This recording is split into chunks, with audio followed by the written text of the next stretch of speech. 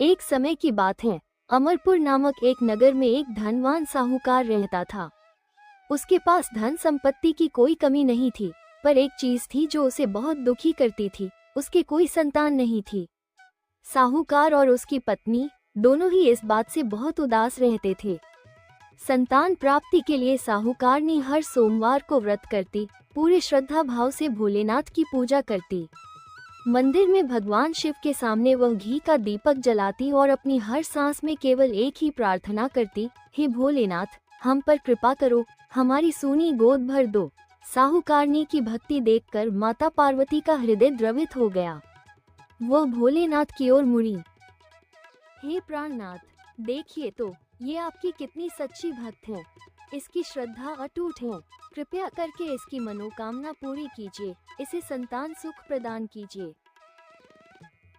पार्वती, इस साहूकारनी के पूर्व जन्म के कर्मों के कारण इसके भाग्य में संतान सुख नहीं है। नहीं प्राणनाथ, ऐसा नहीं हो सकता। इसकी भक्ति इतनी प्रबल है कि इसे अवश्य फल मिलना चाहिए। कृपा कीजिए। माता पार्वती के बार बार आग्रह करने पर भोलेनाथ मान गए। उसी रात भोलेनाथ ने साहूकार को स्वप्न में दर्शन दिए। हे साहूकार, तुम्हारी पत्नी की भक्ति से प्रसन्न होकर मैं तुम्हें पुत्र प्राप्ति का वरदान देता हूँ। परंतु ये भी जान लो कि तुम्हारा पुत्र अल्पायु होगा, उसकी आयु केवल 16 वर्ष की होगी। ये सुनकर साहूकार प्रसन्न तो हुआ, लेकिन साथ ही चिंता भी घेर लिया। उसने ये सारी बात अपनी पत्नी को बताई। पुत्र के अल्पायु होने की बात जानकर साहूकारनी भी बहुत दुखी हुई, पर उन्होंने अपने सोमवार के व्रत का नियम नहीं छोड़ा। उनकी आस्था अटल रही। कुछ समय बाद साहूकार के घर एक सुंदर पुत्र रत्न का जन्म हुआ, जिसका नाम उन्होंने अमर रखा। साहूकार और साहूकारनी की खुशी का ठिकाना न रहा। समय पंख लगाकर उड़ने लगा। अमर अब 11 वर्ष का हो चुका था। अब उसकी शिक्षा दीक्षा के लिए साहूकार ने उसे अपने मामा के साथ काशी भेज दिया। साहूकार ने उन्हें रास्ते के लिए कुछ धन दिया और कहा, बेटा, रास्ते में जहाँ कहीं भी विश्राम करो, रात में यज्ञ आदि करवाकर ब्राह्मणों को भोजन कराना और दान देना। यह नियम मत तोड़ना। अमर अपने मामा के साथ यात्रा पर निकल पड़ा। रास्ते में वे एक राज्य में पहुंचे, जहां राजकुमारी का विवाह हो रहा था। लेकिन तभी एक अजीब घटना हुई। जिस राजकुमार से विवाह होना था, उसे अचानक किसी कारण से एक आंख से दिखना बंद हो गया। ये बात किसी को पता न चले, इसलिए राजकुमार के पिता ने अमर से विनती की कि वो विवाह के लिए राजकुमार का स्थान ले ले।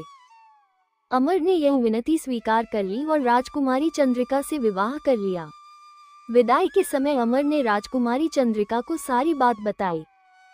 राजकुमारी, मैं वह राजकुमार नहीं हूँ जिससे आपका विवाह होना था। मेरा नाम अमर है और मुझे काशी जाकर शिक्षा ग्रहण करनी है। मैं 16 वर्ष की आयु में ही थोड़ा रुकता है, आप चिंता न करें, मैं शिक्षा पूरी कर लौट आऊंगा। आप यहीं प्रतीक्षा करें। ये कहकर अमर काशी की ओर चल दिया। काशी पहुंचकर अमर ने अपनी शिक्षा पूरी की। जब अमर 16 वर्ष का हुआ तो उसने एक विशाल यज्ञ का आयोजन किया और यज्ञ के बाद ब्राह्मणों को भोजन, अन्न और वस्त्र दान भी दिए। उसी रात निद्रा में अमर की मृत्यु हो गई। अमर के मामा जोर जोर से रोने लगे। उनके विलाप से पूरा वातावरण शोकाकुल हो उठा।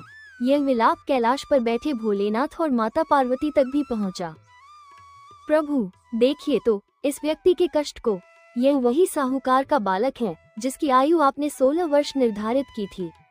परंतु हे प्राणनाथ, इसके पिता ने 16 वर्षों तक हर सोमवार को आपका व्रत रखा है, आपकी आराधना की है। कृपया उनके दुख को दूर कीजिए, उनके पुत्र को जीवन दान दीजिए।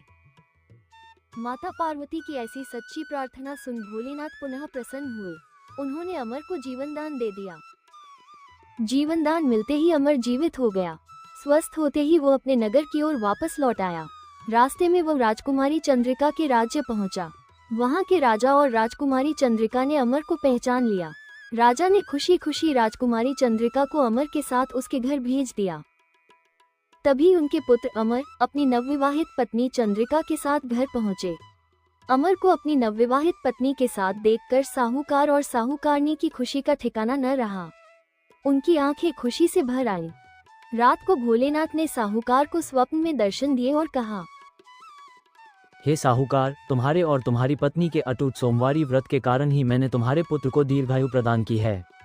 तुम्हारी श्रद्धा ने तुम्हारे पुत्र को नया जीवन दिया है।